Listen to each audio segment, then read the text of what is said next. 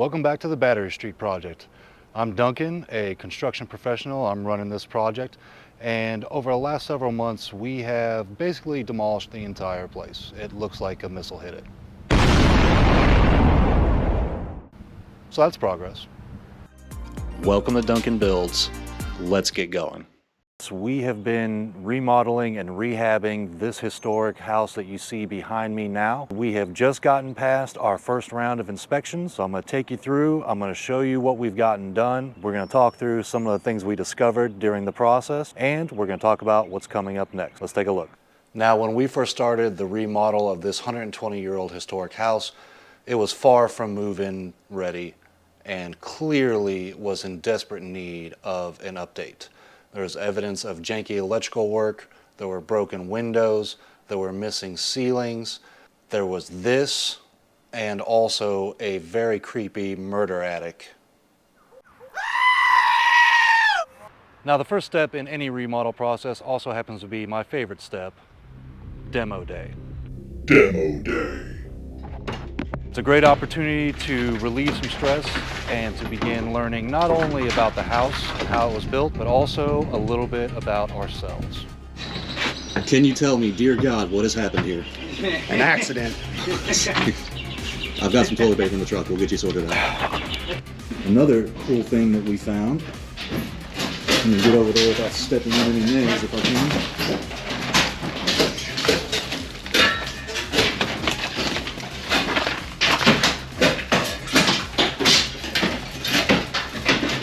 Check out the massive pocket door in this wall.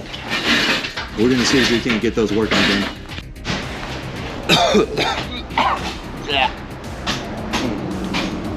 100 years of history in the lungs. Delicious.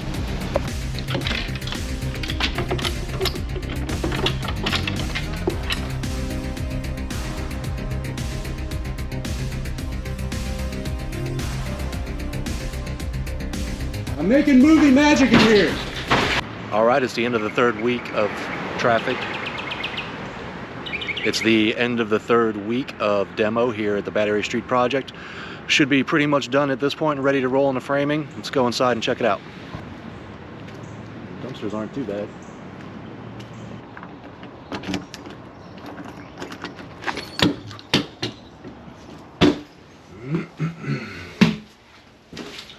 Well, not quite done. Ah, look at this.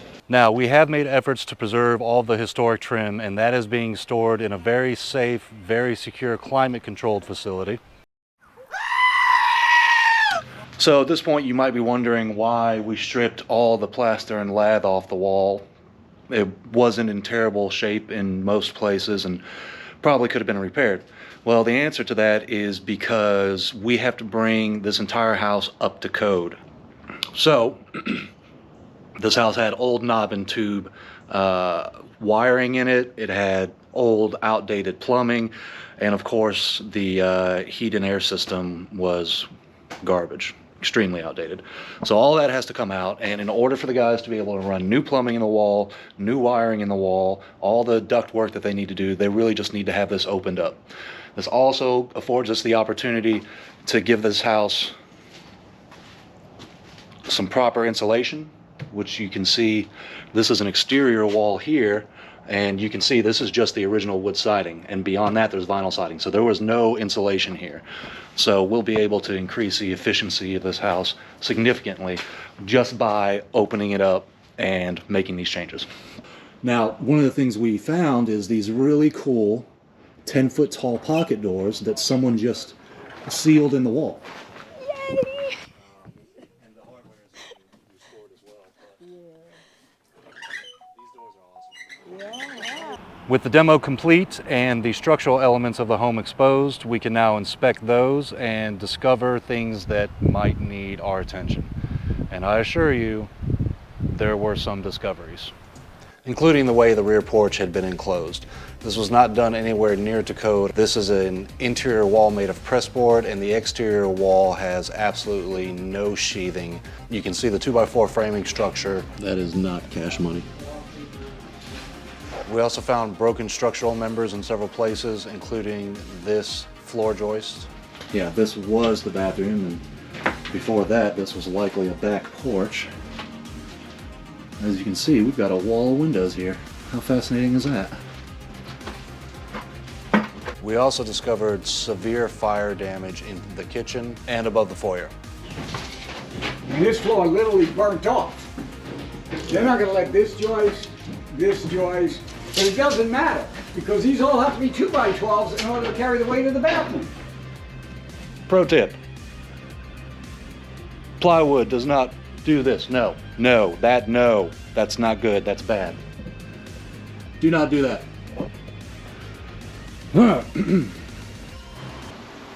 All right, we are back at the Battery Street project. Today we're meeting the framers and the engineer to talk about what we need to do structurally in order to build that Jack and Jill bathroom upstairs.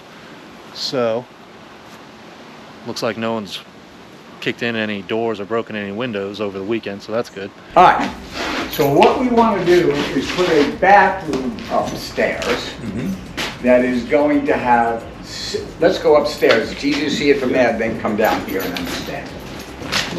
We're going to have a 7-foot wide bathroom centered in here. We'll be removing these braces and build sidewalls 6 feet up, and then have the pitch like this for the roof. Okay? So instead of those braces, we'll have a whole wall. But They were just resting on the joist then, weren't they? yeah, but there's a huge step down here, and 2x6 is not good enough for the floor for a bathroom anyway. So I have room to change them to 2x12s. Oh, you do? Okay. Yes, I have room to change all of that to 2x12s to come up to this height. Okay, so long story short, there are some issues with the framing in this house. There are some additions and remodels, like when they enclosed in what used to be the back porch behind me. They didn't frame that properly. It would never pass code. There are areas that are fire damaged and areas that just weren't built properly or were not built up to today's code standards. And when you open up a house to this extent, you have to bring everything up to code. Framing, HVAC, MEPs, mechanical, electrical, plumbing, everything's got to be up to code, which means we've got a little bit of work cut out for us, but nothing we can't handle. So with the engineering report in hand and a good eye on some of the structural things that need to be attended to, including some foundation repairs, we can now move into the work itself.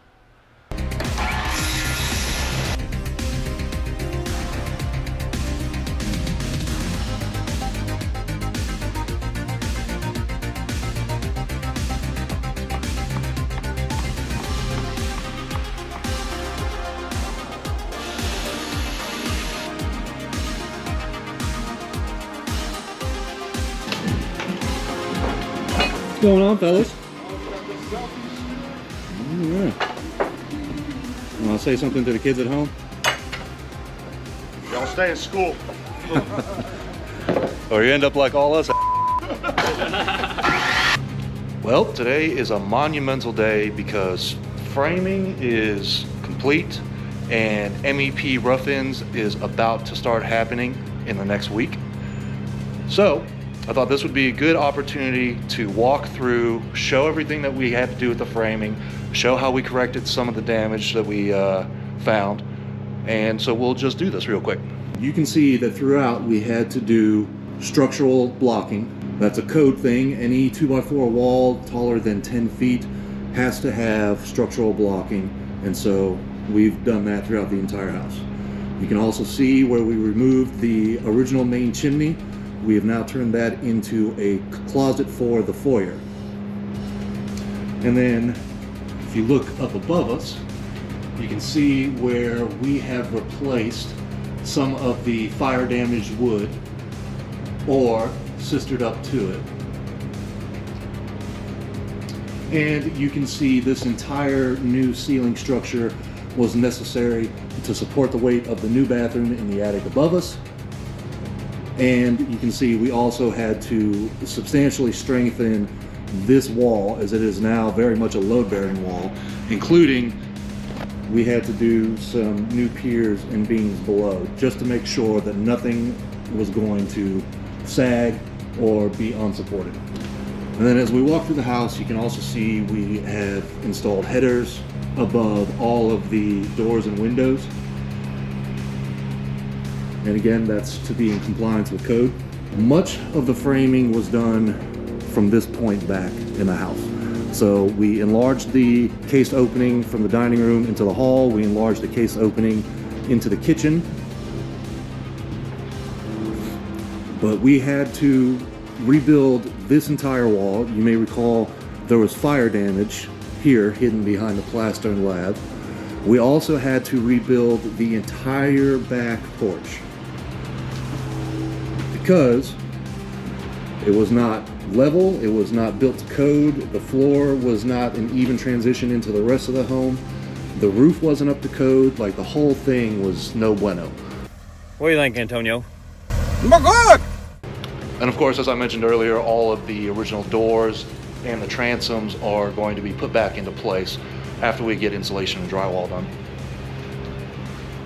Now, for most of these bedrooms up here, we didn't have to do a whole lot. We really just had to frame in closets so that they would qualify as bedrooms because they didn't have any originally.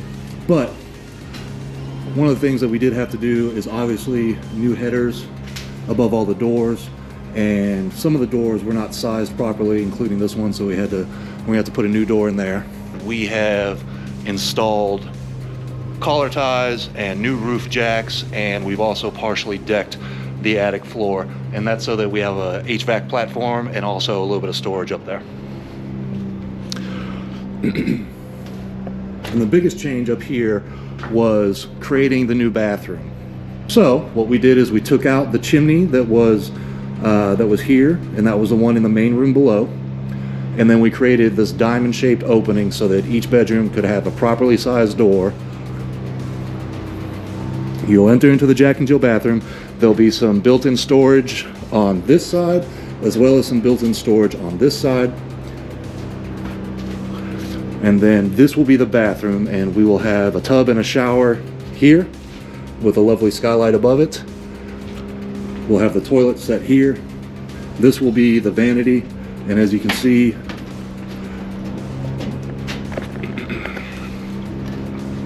when you're sitting here doing your business,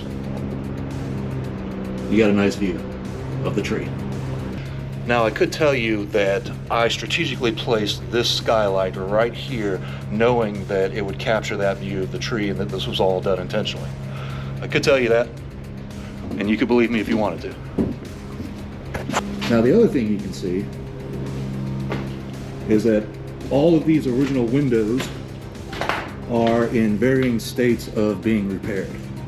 So these here have all been repaired. They now function properly. Now, next steps are, electricians are coming in first to start their rough-in. The plumbers won't be too far behind them to start their rough-in. And then once the electricians are pretty close to done, we can bring in the HVAC to do their rough-in. We've already had cabinets measured and designed.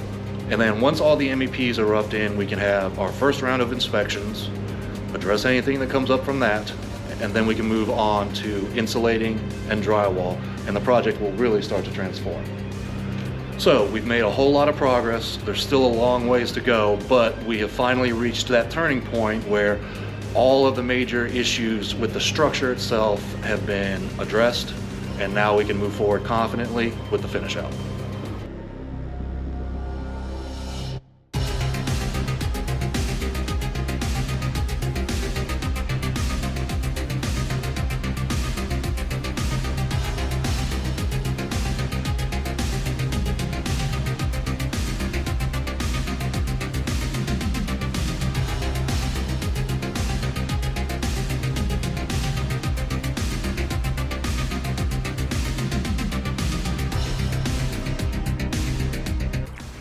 Okay, so as we are walking up, you can see, first off, we have boarded up all the windows on the first floor.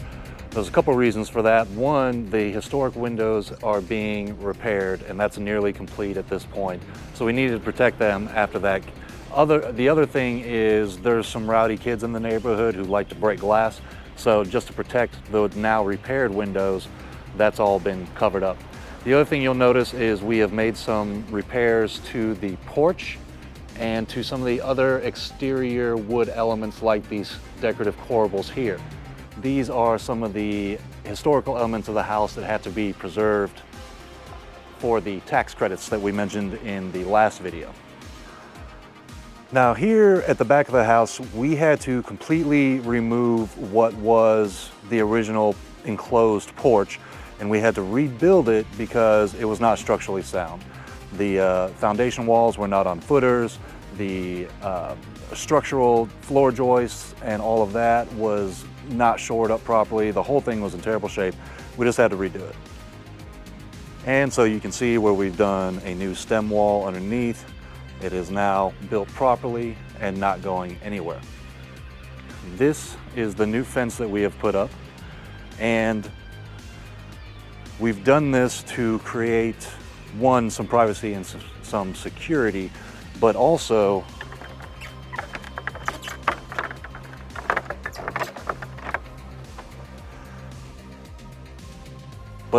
to create this little parking pad back here, you know, just big enough to fit a couple cars in. And let's go in the house.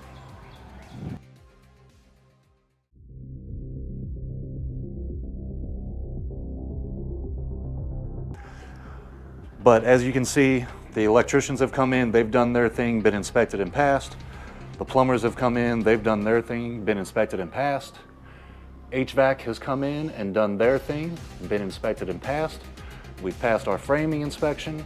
So we have insulation scheduled for later this week, and then after that we'll be able to start rolling with drywall. Which brings us to where we are today. We have passed all inspections, finally. We've got insulation up, we've got drywall being loaded into the house behind me now, and we have finally gotten to the point where we're moving away from being a missile site and starting to look like an actual home. From here, it gets even more exciting. So I hope you guys will subscribe, hit like, and tune in to see the final product of how beautiful this house is going to turn out by the time we're done with it.